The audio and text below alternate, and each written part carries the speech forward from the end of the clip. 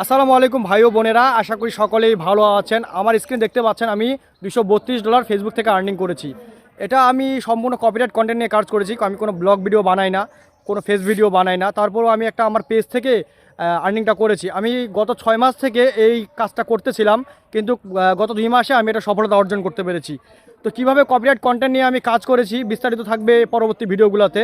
তো ভাইয়া, আপনারা যারা ইনকাম করতে চান তারা সম্পূর্ণ সহযোগিতা পাবেন আমার কাছ থেকে।